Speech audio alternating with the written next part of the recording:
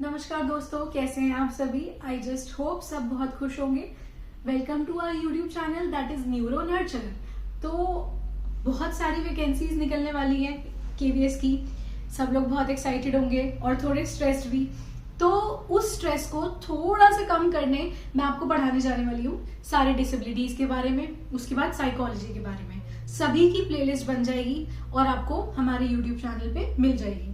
तो आज बिना टाइम वेस्ट करे जिस डिसेबिलिटी को हम डिस्कस करने वाले हैं वो है एडीएचडी। ठीक है, तो एडीएचडी की फुल फॉर्म होती है attention deficit hyper activity disorder. ठीक है, attention deficit hyper activity disorder, ये एक हमारी लर्निंग डिसेबिलिटी है। ये क्या है? हमारी लर्निंग डिसेबिलिटी। एक बच्चे को इससे लर्निंग करने में प्रॉब्लम होती है। ठीक है, तो इसकी हिस्ट्री शुरू करने से पहले हम इसके थोड़े से बेसिक्स देखेंगे। तो उस बेसिक्स को आप जरूर कहीं ना कहीं मेंशन कर लेना, कॉपी कर लेना, क्योंकि वो आपको बहुत हेल्प करेंगे आगे। तो बेसिक्स में क्या है कि एक न्यूरो डेवलपमेंटल डिसऑर्डर है। न्यूरो डेवलपमेंटल से क्या मतलब है? Something related to brain development. ठीक है, ब्रेन के डेवलपमेंटल से रिलेटेड ये एक प्रॉब्लम है। ठीक है, इसमें क्या होता है, किसी बच्चे को चीजों में कॉन्सेंट्रेट करने में प्रॉब्लम होती है, difficulty in concentrating on any task. ठीक है, उनकी एक्सेसिव एक्टिविटी होती है, बहुत ज्यादा एक्टिव होते हैं ये बच्चे। उनको कभी इधर भाग रहे हैं, कभी उधर भाग रहे हैं। They even can not sit quietly and मतलब they can not be like not doing anything. उनके में ऐसा कॉन्सेप्ट भी नहीं है कि हम कुछ नहीं करके बस सुन लें। वो मूव करते रहेंगे। इवन वो कभी कभी अपने डेस्क पे भी स्टेबल होके नहीं बैठ पाते हैं। ठीक है, वो अपनी एज अप्रोप्रिएट एक्टिविटी नहीं करते। वो ऐसा पाया जाता है कि जो एडीएचडी के बच्चे होते हैं वो यूजुअली अपनी एज से छोटे बच्चों की तरह एक्ट करते हैं। ठीक है, और उनको इमोशंस को रेगुलेट करने में भी बहुत प्रॉब्लम्स फेस करनी पड़ती है। और एक बहुत जरूरी चीज मैं आपको बताना चाहूंगी, कभी भी इस मिसकंसेप्शन में मत रहना कि जो एडीएचडी का बच्चा है उसको मेंटल रिटार्डेशन है। ADHD is never equal to mental retardation. ठीक है, जो एडीएचडी के बच्चे होते हैं उनका अपनी किसी इंटरेस्ट की चीज में बहुत हाइपर फोकस होता है। वो बहुत हाइपर फोकस्ड होते हैं अपनी किसी इंटरेस्ट वाले एरिया में। It can be singing, dancing और एनीथिंग लाइक दैट, बट वो उस चीज में they would love to do that and they would be very hyper focused in that particular thing. ठीक है, और मैं आपको एक बहुत जरूरी चीज बताना चाहती हूँ कि ये आज के समय में सबसे ज्यादा पाई जाने वाली डिसेबिलिटी है बच्चों में। हर 5 में से 2 बच्चों में ये एडीएचडी पाया जाता है। ठीक है, अब शुरू करते हैं इसकी हिस्ट्री से। तो हिस्ट्री में 1798 में एक रिसर्चर थे जिनका नाम था अलेक्जेंडर क्रिस्टॉन। इन्होंने एक बुक लिखी मेंटल रेस्टलेसनेस, जिसमें इन्होंने एडीएचडी की कंडीशन को समहाउ डिस्क्राइब करा। तब तक हमारी ये टर्म कॉइन नहीं थी एडीएचडी की, but the person who first describe the situation of ADHD was Alexander Kriston. Okay, फिर सीधा 200-250 साल बाद मॉडर्न टाइम की अगर हम बात करें तो 1902 में जॉर्ज स्टिल एक साइकोलॉजिस्ट थे जिन्होंने डिस्क्राइब करा एडीएचडी को। ठीक है, इन्होंने डिस्क्राइब करा एडीएचडी को, और इन्होंने जॉर्ज स्टिल ने ये भी बोला कि एडीएचडी जो है वो नेचर और नर्चर की वजह से होती है। नेचर मतलब हेरिडिटी और नर्चर मतलब इन्वायरमेंट। ठीक है, तो अब हम आते हैं इसके साइंस और सिम्टम्स पे।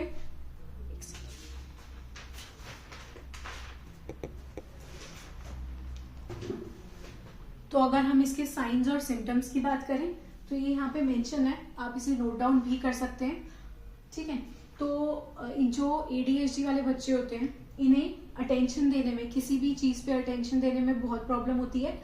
ठीक है, उनको चीजों को ऑर्गेनाइज करने में बहुत प्रॉब्लम होती है। ये बहुत फॉरगेटफुल होते हैं, चीजों को बहुत जल्दी भूल जाते हैं क्योंकि इनका चीजों पे ध्यान बहुत कम होता है। ठीक है, और ये इजीली डिस्ट्रैक्टेड होते हैं। अगर वो किसी चीज पे फोकस कर रहे हैं और आसपास कोई भी इंसान कुछ भी बात कर रहा है तो वो उस चीज से फोकस खो देंगे, ठीक है। और उनको प्रॉब्लम होती है चीजों को कंप्लीट करने में, किसी टास्क को कंप्लीट करने में वो बहुत प्रॉब्लम फेस करते हैं, क्योंकि वो हाइपर एक्टिव होते हैं, उनकी अटेंशन बहुत लो होती है, ठीक है। और वो स्कोर, अगर आप टीचर हैं और आप अपनी क्लास में नोटिस करेंगे तो कुछ बच्चे ऐसे होंगे जो अपने ही डेस्क पे हिलते रहते होंगे, तो उसको बोलते हैं स्क्वन इन सीट करना, मतलब वो हिलते रहते हैं अपने ही डेस्क पे, ठीक है। और वो डे ड्रीमिंग करते हैं, डे ड्रीमिंग एज इन बैठे हुए हैं और अपने ही किसी ख्यालों में, क्लास में कुछ और चल रहा है लेकिन उनके दिमाग में अपनी ही कोई दुनिया चल रही है, अपनी अलग ही दुनिया, ठीक है। और अगर हम देखें और वो टॉक रिलेंटलेसली करते हैं, मतलब बिना बात कुछ भी सवाल करते रहेंगे। एक आपने उस सवाल का जवाब दे दिया तो वो उसी जवाब में से नया सवाल पूछ लेंगे, तो वो बहुत बात करते हैं बिना मतलब की, ठीक है। There are a few more symptoms, that is किसी भी टास्क के बीच में इंटरप्ट करना, मैम ये बताओ, मैम मैम मैम, उन्हें ये चीज भी होती है कि वो दे कैन नॉट वेट। और बहुत बार ऐसा भी पाया जाता है कि अगर कोई क्यू है, लाइन है, तो वो अपनी चांस का वेट नहीं कर पाते, वो बहुत ज्यादा इम्पेशेंट होते हैं कि हमारी टर्न कब आएगी, हमारी टर्न कब आएगी, ठीक है। तो इसके बाद हम देखेंगे सब टाइप्स या फिर टाइप्स ऑफ एडीएचडी। तो mainly there are 3 types of ADHD, जो कि है एडीएचडी प्रीडोमिनेंटली इनअटेंटिव। ये वाले वो बच्चे होते हैं जो ज्यादातर इनअटेंटिव होते हैं, इनमें हाइपर एक्टिविटी नहीं पाई जाती लेकिन ये इनअटेंटिव होते हैं। स्टडीज में पाया गया कि जो एडीएचडी प्रीडोमिनेंटली इनअटेंटिव है वो ज्यादातर गर्ल्स हैं, ठीक है। ज्यादातर लड़कियां जो हैं वो इस कैटेगरी में फॉल करती हैं और ज्यादातर लड़के जो हैं वो हाइपर एक्टिविटी की कैटेगरी में फॉल करते हैं। तो हम थोड़ी और चीजें देख लेते हैं जो एडीएचडी इनअटेंटिव में फॉल करती हैं। वो है कि वो जो इनअटेंटिव बच्चे होंगे वो डे ड्रीमिंग करेंगे, क्लास में बैठे बैठे अपने ही ख्यालों में रहेंगे, ठीक है। उनका डिसऑर्गेनाइजेशन रहेगा, कि मैंने ये सिम्टम्स आपको पहले भी बताए हैं लेकिन I am just dividing it, ठीक है। तो उनका ज्यादातर ये पाया जाता है कि उनका डिसऑर्गेनाइजेशन रहता है, चीजों पे पुअर कॉन्सेंट्रेशन रहता है, ठीक है।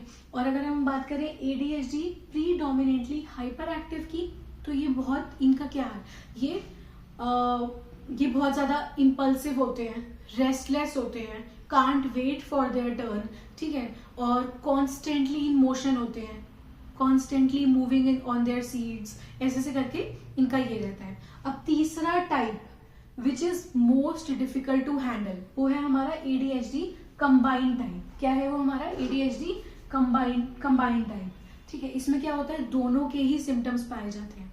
इन बच्चों को संभालना सबसे ज्यादा डिफिकल्ट होता है, ठीक है। उसके बाद हमारा क्या आता है, उसके बाद हमारा आता है कि कॉजेज हम पढ़ेंगे, पर उससे पहले हम एक छोटा सा टॉपिक डिस्कस करेंगे कि बॉयज में हमेशा गर्ल्स से डबल एडीएचडी पाया जाता है। मतलब बॉयज, ये देखा गया है कि एडीएचडी जो है वो 2x है in boys compare to girls, ठीक है। तो अब ये रेशियो कितना है हमारी इंडिया में या होल वर्ल्ड में, क्या रेशियो है एडीएचडी का बच्चों में, तो ये पाया गया है कि 30% से लेके 50% जो बच्चे हैं वो उनको एडीएचडी होता है, ठीक है, बच्चों को। और अगर हम यहीं पे एडल्ट्स की बात करें तो दे आर 5% एडल्ट्स जिनको एडीएचडी है, ठीक है। तो अब हम थोड़ा सा जनरल टॉपिक डिस्कस करेंगे कि बच्चे क्या क्या प्रॉब्लम फेस करते हैं अपनी लाइफ में एडीएचडी की वजह से। तो पहली बात तो उनको बहुत पीयर रिजेक्शन मिलता है, उनका दोस्त नहीं बनते, क्योंकि नॉर्मल बच्चों को लगता है कि भाई ये तो हमसे हमेशा बच्चों वाली बातें कर रहा है, हमारे से हमेशा एज रिलेटेड बात नहीं कर रहा। वो जो उनका जो लेवल होता है और एडीएचडी वाले बच्चों का जो लेवल होता है वो मैच नहीं कर पाता।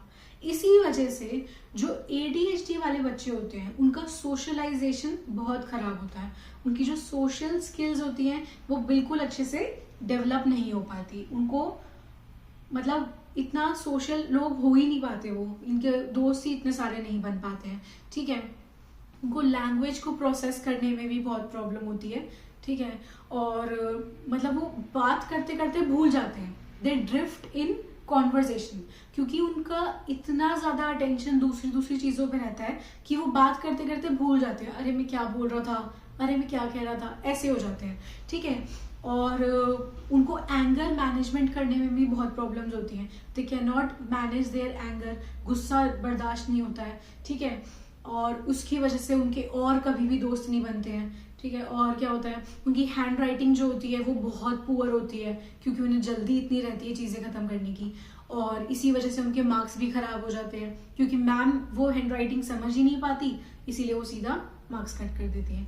अब हमेशा एक और चीज़ पाई जाती है, अगर हम IQ स्कोर देखिए ADHD के बच्चों का, तो वो हमेशा बहुत लो पाया जाएगा, क्योंकि उन क्वेश्चंस पे वो इतना ध्यान ही नहीं देते हैं और फटाफट क्वेश्चंस को टिक कर देते हैं, या फिर फटाफट क्वेश्चंस का जवाब दे देते हैं बिना उस बारे में ज़्यादा सोचे।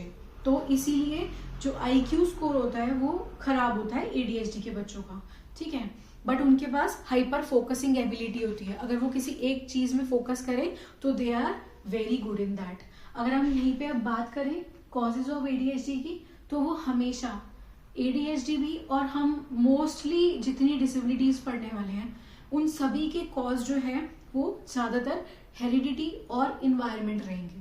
तो यहाँ पे ADHD का भी कॉज जो है वो हेरिडिटी एंड इन्वायरमेंट है, और कुछ मतलब इसी के अंदर हेरिडिटी एंड इन्वायरमेंट के अंदर ही ये मतलब क्या क्या चीज़ें आ सकती हैं। ये आ सकता है कि मदर की ड्रिंकिंग, स्मोकिंग, ड्रग्स और एक्सीडेंट और अल्कोहल, और बस ये सब हो गया। और ये देखा जाता है हेरिडिटी से 74% जो है ADHD वो बच्चों में किसकी वजह से होता है, हेरिडिटी की वजह से।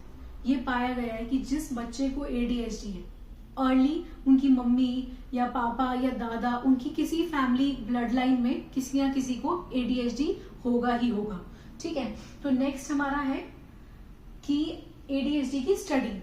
तो भाई बच्चों के दिमाग को, मतलब ADHD की स्टडी हुई, इसमें बच्चों के ब्रेन को स्टडी किया गया, ठीक है, थ्रू अ टूल जिसका नाम है fMRI, functional magnetic resonance imaging. ये नाम मैं मेंशन कर दूंगी नीचे कमेंट सेक्शन में। इस टूल से देखा गया कि ब्रेन के 2 पार्ट्स जो कि है स्ट्रैटम और प्री फ्रंटल कॉर्टेक्स और स्ट्रैटम, इसमें प्रॉब्लम पाई गई है ADHD वाले बच्चों की। इनका जो स्ट्रक्चर है वो हल्का अलग है और अलग तरीके से काम कर रहा है, ठीक है। नेक्स्ट इज आर डायग्नोसिस, कि मतलब छोटे जो बच्चे हैं वो सभी बहुत हाइपर फोकस मतलब हाइपर एक्टिव होते हैं, इनअटेंटिव होते हैं। तो हाउ कैन वी डिफरेंशिएट कि ये बच्चा नॉर्मल है और ये हमारा इसको ADHD है। तो इसके लिए हम क्या कर सकते हैं, पहली बात तो हमें रेगुलर ऑब्जर्वेशन करना है, बहुत ही ध्यान से और रेगुलर ऑब्जर्वेशन करना है। दूसरी चीज है हमारी कि हमें पेरेंट्स से फीडबैक लेना है कि वो सिर्फ और सिर्फ स्कूल में नहीं, वो बच्चे घर में भी कैसे हैं, ठीक है। पीयर्स से फीडबैक लेना है, उनके दोस्तों से फीडबैक लेना है उनके उस बच्चे के जिसपे हमें लगता है कि इसको ADHD की प्रॉब्लम हो सकती है, ठीक है। और क्या है, और एक बहुत इंपॉर्टेंट चीज, जो ये सिम्टम्स हैं हमारे, जो ये सिम्टम्स है सारे, अटेंशन प्रॉब्लम, ऑर्गेनाइजिंग थिंग्स में प्रॉब्लम, ये सभी सिम्टम्स जो हैं वो एटलीस्ट 6 महीने तक परसिस्टेंट होने चाहिए। लगातार ये सिम्टम्स 6 महीने तक दिखेंगे, तभी हम कह सकते हैं कि उस बच्चे को ADHD है, ठीक है।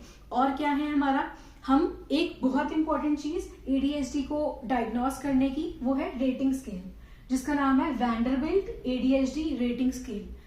इससे हम एज अ स्पेशल एजुकेटर भी हम बच्चे को डायग्नोस कर सकते हैं कि इस बच्चे को ADHD है या फिर नहीं है, ठीक है। और क्या है, अब अगर आप बोलोगे कि मैम हमने सारी प्रॉब्लम्स तो बता दी, tell us about the treatment, कि जिस बच्चे को ADHD है उसको हम ट्रीट कैसे करें, ठीक है। तो ट्रीटमेंट में अगर मैं बात करूं तो आप उस बच्चे को काउंसलिंग दे सकते हैं, उसको काउंसिल कर सकते हैं।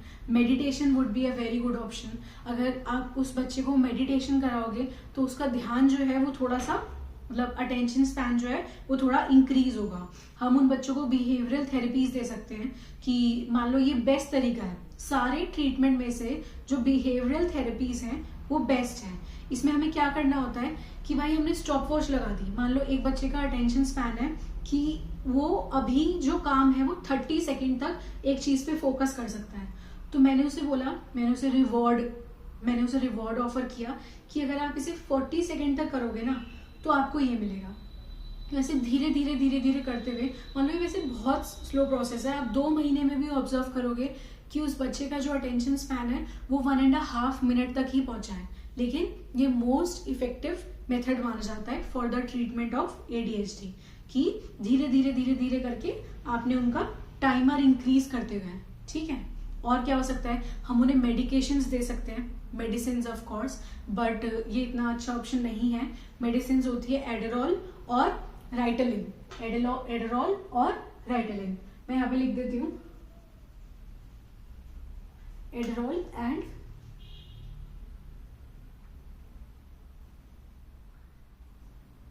राइटलिन,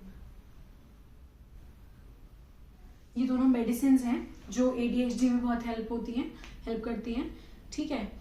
और that's it, thank you so much. And अगर आपको ये वीडियो पसंद आई हो तो लाइक करें, शेयर करें, कमेंट करें और सब्सक्राइब भी करें। और अगर आपको हैंड रिटन नोट्स चाहिए हो, हाथ से बने हुए नोट्स चाहिए हो सभी डिसेबिलिटीज़ के, तो भी कमेंट सेक्शन में ज़रूर बताइएगा। मिलते हैं फिर नेक्स्ट वीडियो में।